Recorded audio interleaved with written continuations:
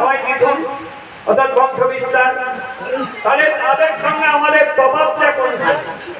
তাদের সঙ্গে আমাদের তফাৎটাই হচ্ছে ধর্ম হিংসেষাং অধিকং কেবলম ধর্মেণ হীনা পশুভি সমানা। আমাদের যেটা অধিক সেটা হচ্ছে আমাদের ধর্ম।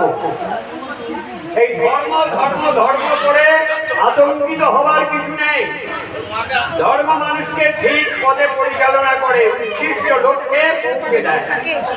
এই ধর্মপথ শাস্ত্রপথ হচ্ছে কি প্রহরীমালা বেষ্টিত আলোকমালা সজ্জিত রাজপথ।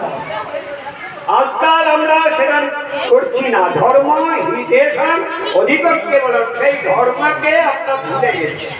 ভারতবর্ষের এই সনাতন ধর্ম, ভারতবর্ষের কৃষ্টি সংস্কৃতি অতি মূল্যবান। আগেকার দিনের ভারতবর্ষের এই সংস্কৃতিতে আকৃষ্ট হয়ে বহু বিদেশি ভারতবর্ষে এসে নালন্দা বিশ্ববিদ্যালয়ের মতো বিশ্ববিদ্যালয়ে তারা শিক্ষা গ্রহণ করতেন। ভারতের কৃষ্টি সংস্কৃতিকে তারা গ্রহণ করে তাদের নিজের নিজের দেশে ফিরে যেতেন, তাদের মতো করতেন, মূল্যবান করে তৈরি করতেন। এই ভারতবর্ষের সংস্কৃতি, ভারতবর্ষের শিক্ষা, ভারতবর্ষের ধর্ম এত মূল্যবান ছিল, এত সুন্দর ছিল ভারতবর্ষে, তা আমরা সেগুলো বিচ্যুত, সেগুলো থেকে বিচ্যুত হয়ে গেছে। কিছুই ব্যাপার নয়। ভারতবর্ষের ধর্ম, এই সনাতন ধর্ম 5টা স্তম্ভের ওপর প্রতিষ্ঠিত হয়ে আছে, 5টা পিলারের ওপর দাঁড়িয়ে আছে ভারতবর্ষের এই সনাতন ধর্ম। কি কি সেই স্তম্ভ? যথাকালে উপাসনা, যথাকালে উপাসনা, উপর কৃতজ্ঞতা প্রকাশ করা। ভগবান তুমি আমায় কত কি দিয়েছ, আমার এতটুকু কৃতজ্ঞতা কি আমাদের যাবে না? আমাদের চক্ষুগুলো কি অস্ত্র সজল হবে না? আমরা জন্মাবার আগেই তুমি মাতৃস্তনে আমাদের খাবারের ব্যবস্থা করে রেখেছিলে। শিশু অন্য কিছু খায় না, সেটা পারবে না, সেই জন্য মাতৃস্তনে অমৃত ধারা দিয়ে রেখেছে। সেই তুমি কি না করেছ আমাদের জন্য? সূর্য হয়ে আমাদের প্রাণ শক্তিকে ভরপুর করে দিয়েছে। বাতাস হয়ে অক্সিজেন পূর্ণ বাতাস দিয়ে আমাদের শরীরটাকে মজবুত রেখেছো। এক মুহূর্ত যদি এই বাতাস বন্ধ হয়ে যায়, অক্সিজেন শেষ হয়ে যায়, সভ্যতা ধ্বংস প্রাপ্ত হয়ে যায়। তৃষ্ণারে গড়েনি জল মাটির নিচে অফুরন্ত ভান্ডার দিয়ে রেখেছে, আমরা যথেষ্ট ব্যবহার করছি, কোনো চিন্তা নেই আমাদের। কি মূল্যবান জিনিস! একটু কল্পনা করুন, চোখ বুঝে একটা দিন 24 ঘন্টা কোনো জল নেই। একবার কল্পনা করুন 24 ঘন্টা সমস্ত ড্রাই, কোথাও জল নেই। কাটবে দিনটা, কাটাতে পারবেন? তাহলে কত মূল্যবান জিনিস আমরা যথেষ্ট ব্যবহার করছি, একটু ভাবি না পর্যন্ত। কল রাস্তায় দেখি খোলাই আছে, খোলাই আছে সরকারি জল, সেটা যে কেউ একজনকে বন্ধ করে দেবে, জলের অপচয়টা হবে, নিরোধ করবে, সে ক্ষমতাও কারণ নেই। কি অবস্থা হয়েছে সাউথ ইন্ডিয়ায় গত বছর করেছেন, এইটুকু বোতলের জল 450 টাকায় বিক্রি হয়েছে। এখনো তামিলনাড়ুতে চলছে, জলের ভয়ঙ্কর হাহাকার চলছে তামিলনাড়ু। আমাদেরও সেই দিন আসার বেশি দেরি নেই, যেভাবে জলের অপচয় হচ্ছে। তাই কৃতজ্ঞতা প্রকাশ, যথাকালে উপাসনা, আর কি শাস্ত্র বাক্যে বিশ্বাস। শাস্ত্র বাক্যে বিশ্বাস করতে হবে। শাস্ত্র বেশি কিছু বলেননি। শাস্ত্র আমাদের শস্ত্র নয়, অস্ত্র নয়। শাস্ত্র আমাদের জীবনটাকে মোহময় করেন, আনন্দময় করেন, সুসংহত করেন। সেই শাস্ত্র বাক্যে বিশ্বাস। শাস্ত্র এমন কিছু কথা বলেন না, বামুনদের কোনো কারসাজি নয়। শাস্ত্র মাত্র দুটো কথা বলেন, তোমরা এইগুলো করো তোমাদের মঙ্গল হবে, এইগুলো করো না তোমাদের অমঙ্গল হবে। তাই উপনিষদের প্রথম কথাই হচ্ছে শাস্ত্রবাক্যে যে পিতৃদেব ভব, আচার্য দেব ভব, অতিথি দেব ভব, মাতৃদেব ভব। এইগুলোকে আমাদের সম্মান করতে হবে, তাদের দেবতার তুল্য, মাতা পিতাকে দেবতার তুল্য জ্ঞান করে তাদের সেবা পূজা করতে হবে। সেই মাতা পিতাই পৌঁছে দেবেন সেই পরম পিতার কাছে। তাই শাস্ত্রবাক্যে বিশ্বাস, গুরুজনদের প্রতি শ্রদ্ধা, আর যথাকালে উপাসনা, আর পারে না, প্রেরণা লাভ করতে পারে না। তাই ঠাকুর সীতারাম দাস তার সুরাত সাধু সঙ্গ সম কিছু নাহিয়ে ভুবনে তোরে যায় মহাপাপ পাপী সাধু সঙ্গ গুণে। সাধু সঙ্গে লবে জীব মহাবীর্য, জপিতে জপিতে তার ভরে যায় চিত্ত। নামেতে মাতাল হয়ে নাচে গায় হাসে, পরম আনন্দ নিরে শতকই ভাসে। সাধুর সম্বল কি গো? সাধুর সম্বল না, টাকা নয়, পয়সা নয়, হিরে নয়, মাণিক্য নয়, ধন নয়। সাধুর সম্বল নাম। আবার সেই নামটা কি? সাধুর সম্বল নাম সর্বধনুসার। নাম বলে পাপি তাপি করে উদ্ধার। মরুভূমে জল প্রভু মেলে না যেমন, সংসারে সুখের আশা জানি হো তেমন। সকল অসার যদি বুঝে থাকো মনে, সাধু কিবা হয় যদি নাই আর ভয়, দাও দা সীতারাম জয় নাম জয়। সাধুর উপমা কিছু নাহি এ ভুবনে, পর্শমণি তার কাছে লবে পরাজয়। লৌহরে কাঞ্চন পটে বড়ে পর্শমণি, আপন সমান প্রভু করিতে না শুনি। একটা পর্শমণি লোহার সঙ্গে সংযোগ করলে সেই লোহাটা সোনা হয়ে যায়। আর একটা পর্শমণি সে বানাতে পারে না, কিন্তু সাধু মহা পর্শমণি পরশে যারে স্বীয় সমতুল্য তিনি করেন তাহারি। তরিতে তারিতে যদি করে অভিলাষ, সাধু সঙ্গে লহ নাম পুরিবে প্রয়াস। তাই সাধু সঙ্গ আরেকটা ওই আরেকটা কি? আরেকটা হচ্ছে সাত্ত্বিক আহার, যেখানে সেখানে খাওয়াটা একেবারেই উচিত নয়। যাত্রাতে খাওয়া মানে তার গুণগুলো আমাদের মধ্যে সঞ্চারিত হয়ে যায়, প্রামাণ্য সত্য। বাড়িতে দীর্ঘদিন ধরে 1 বছর ধরে খান, চোরের হাতে রান্না, প্রবৃত্তিটাও চোর চোর চোর চোর হয়ে যাবে। কোথায় কি আছে জেগে যাবে। তাই আহার শুদ্ধ, সত্য শুদ্ধ, সত্য শুদ্ধ ধূমাত্রীতি। আহার শুদ্ধ হলে দেহ উপাদান বদলে যায়, আর সেই বদলে উপাদানে সেই দেহতে অনবরত ঈশ্বর স্মরণ হয়।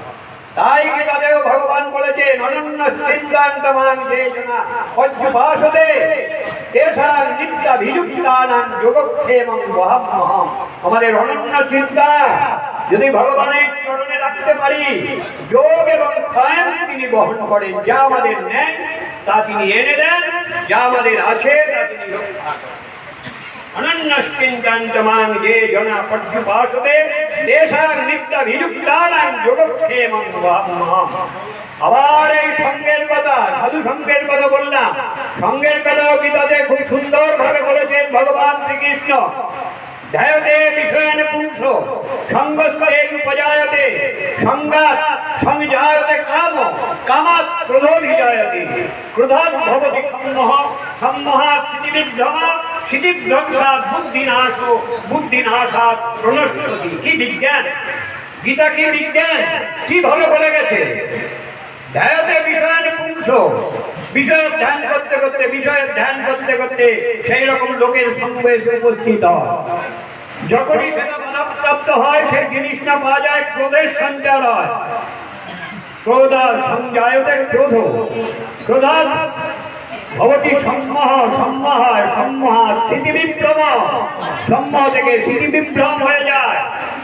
স্মৃতিভ্রংশ হলে বুদ্ধি নাশ হয়ে যায়। আমি কে, কোন বংশের ছেলে, আমার কি মর্যাদা সম্পন্ন বংশার, কোন গুরুদেবের শিষ্য আমি, আমাদের সম্প্রদায় কত মূল্যবান সম্প্রদায়, এই স্মৃতিভ্রংশ হয়ে যায়। আর স্মৃতিভ্রংশ হলেই বুদ্ধি নাশাৎ প্রণশ্যতি, সে ধ্বংস প্রাপ্ত হয়। গীতা বিজ্ঞান কি অপূর্ব বলে গেছে। তাই আহারটাকে আমাদের শুদ্ধ করতে হবে। যেখানে সেখানে খাবো না, যখন তখন খাবো না, যা তা খাবো না, যাত্রার হাতে খাবো না। এইভাবে যদি আমরা মেনে চলতে পারি, যে দেশে আমরা জন্মগ্রহণ করেছি, সেই ভারতবর্ষে, যেই ভারতবর্ষে জন্মগ্রহণ করেছিলেন রামচন্দ্র, যেই ভারতবর্ষের বুকে জন্মগ্রহণ করেছিলেন স্বয়ং শ্রীকৃষ্ণচন্দ্র, এই ভারতবর্ষের বুকে এসেছেন রামানুজাচার্য, শঙ্করাচার্য, এখানে এসেছেন এই শ্রীকৃষ্ণ চৈতন্য, এই ভারতবর্ষের বুকেই এসেছেন। ভারতবর্ষের পূর্ণ ভূমিকে তারা বেছে নিয়েছেন, এখানে লীলা করে গেছেন। তাদের পদধূলি ধন্যাই ভারতবর্ষ। অসংখ্য অবতার, অবতার অসংখ্যায়। অসংখ্য অবতার রূপে তিনি ভারতবর্ষে এসেছেন সমস্ত মানবকে একটু পথ দেখাবার জন্যে, তাদের একটু দীপ্ত করার জন্যে যে তোমরা কোন দেশে জন্মেছ দেখো। তোমরা রাজভূমিতে নয়, ভারতবর্ষ ত্যাগ ভূমি। সেই ত্যাগার শান্তি নিরন্তরম, ত্যাগার শান্তি নিরন্তরম। ঘুমাইব সুখম নাল্পে সুখম অতি অল্পে সুখ নাই। ঘুমাইব সুখম যা ঘুমা যে অনন্ত প্রতি সুখ।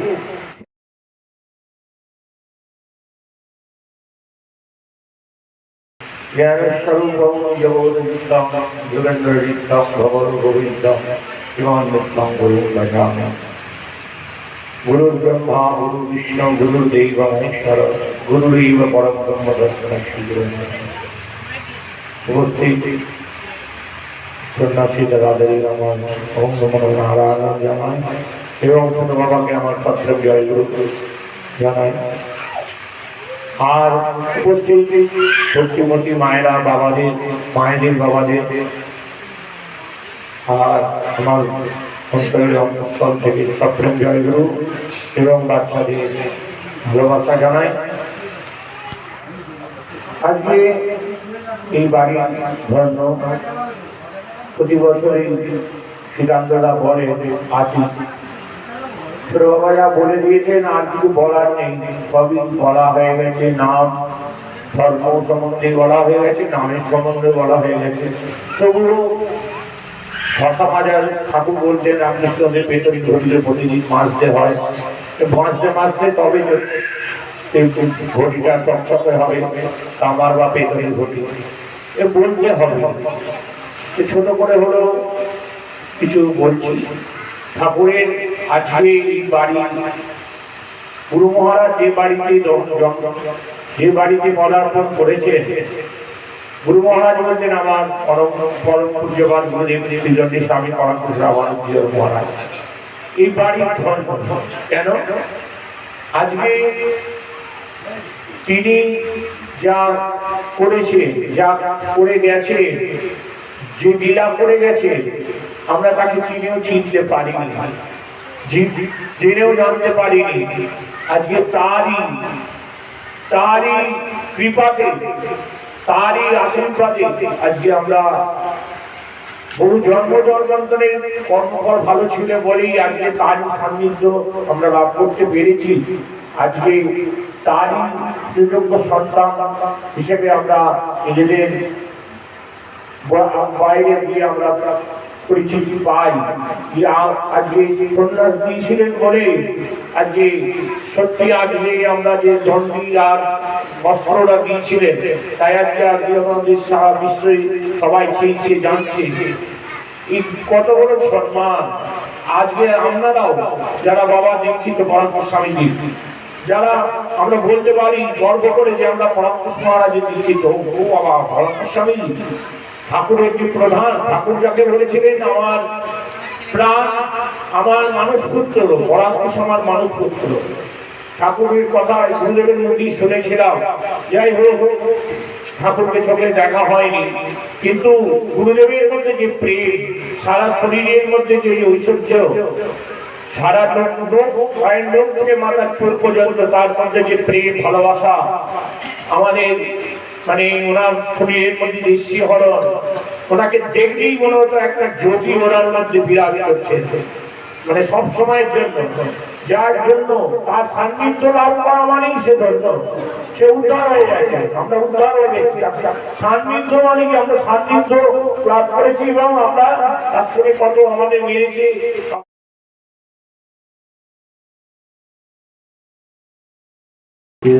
আমরা এগিয়ে চলেছি, বর্ষিত হচ্ছে ভগবত প্রেমের কথা, বর্ষিত হচ্ছে আধ্যাত্মিক জগতের যে ঊর্জা, যে আমাদের জ্ঞানের জাগৃতি জাগরণের জন্য যে প্রয়াস, সেটাই আমাদের মধ্যে এতক্ষণ ধরে মহারাজ সহ আমাদের ছোট বাবা আপনাদের সামনে পরিবেশন করেছেন।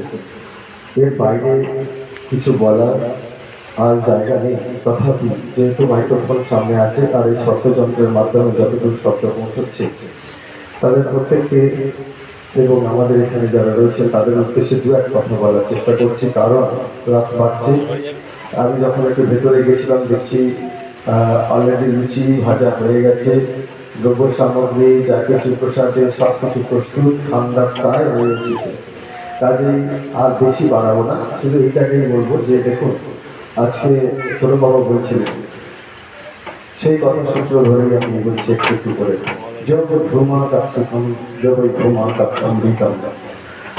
আসলে আমরা সে আধ্যাত্মিক জগতে যদি প্রবেশ করতে পারি, তবেই সেখানে পাবো আনন্দ, নির্মল আনন্দ। জাগতিক জগতে যা কিছু আনন্দ আছে, সে আনন্দ কেবল ক্ষণিকের আনন্দ। আজকে আমরা এখানে উপস্থিত হয়েছি সে আনন্দ রসটাকে আস্বাদন করবো বলে। কোন আনন্দ? নির্মল আনন্দ। শাস্ত্র বলা যে যেখানে যেখানে তুলসী বন, যেখানে যেখানে পদ্মবন, যেখানে যেখানে পুরাণাদি পাঠ হয়, হরিনাম সংকীর্তন হয়, বন্ধ প্রসঙ্গ আলোচনা হয়, সেই স্থানে ভগবান সতর্ক অবস্থান করেন। শুধু তিনি আসেন না, সঙ্গে তার পার্শ্বদের নিয়ে উপস্থিত হয়ে যান। গঙ্গা, যমুনা, সরস্বতী, ভগীরথী সবাই এসে উপস্থিত হয়ে যান। সনকাদি ঋষিকেন্দ্র এসে উপস্থিত হয়ে যান। পঞ্চমকে পঞ্চানন নাম করতে উপস্থিত হয় এবং মহাবীরছি তার গণের নামে নতমস্তকে এই নাম মন্ত্রকে রক্ষা করেন। তাই এই জায়গাটা আজকে শ্রীকান্ত ঘোষের বাড়ি নয়। একটু আগে আমরা বৃন্দাবন ধামের কথা বলা হচ্ছিল, এই বাড়ি মহারাজ বলছিলেন। এই সত্যি এই স্থানটি সেই মুহূর্তে যতক্ষণ নাম চলে ততক্ষণ কারো বাড়ি বলে থাকে না। ভগবান সেখানে যখন আসেন তার পাশে তেমনি রকম আসেন, আর ভক্তরা যেখানে সমবেত হন সেই স্থান পবিত্র ধামে পরিণত হয়ে যায়। আজকে আমরা এখানে যারা সমবেত হয়েছি, উপস্থিত হয়েছি, প্রত্যেকেই পবিত্র ধামে এসে নিজেরা শান্ত হলাম, পবিত্র হলাম, আনন্দিত হলাম। মন চিত্ত যা কিছু আমরা বলে না কেন, তা আমাদের সুন্দর রূপ পেল। আমরা বর্ষাকালে আমরা আগামী কয়েকটা দিনের মধ্যে আমরা দেখতে পাবো যে আমাদের কাল বৈশাখী হচ্ছে। গতকাল আমরা চন্দ্রনগরে যখন গেছিলাম তখন হঠাৎ করে ঝড় বৃষ্টি এসে গেল। আমরা ঘরের মধ্যে সভা শুরু করে দিলাম। এক লম্বায় এই এই প্রকৃতি আমাদের অনেক কিছু শিক্ষা দিয়ে দিতে পারে, আমরা জানি।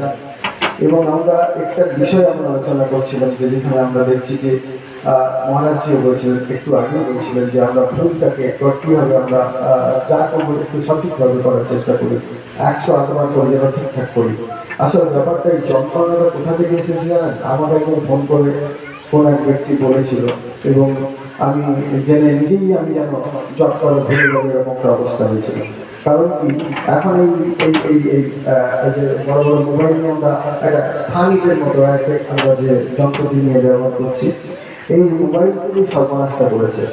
আপনি যার শিক্ষা দেবেন সেটা মনে শুনবে না, বাড়িতে গিয়ে ইউটিউব খুলবে, তারপর পরগুলো কোথায় গিয়ে আছে সব দাগ দেওয়া আছে, ওগুলো দেখে দেখে করবে। আপনি যার শিখেছেন শিখবেন। আসলে বড় একটা চরম ভয়াবহ অবস্থার ভিতর দিয়ে আমরা যাচ্ছি। আমরা শেখাতে গেলেও শিখবে না, তারা অনেক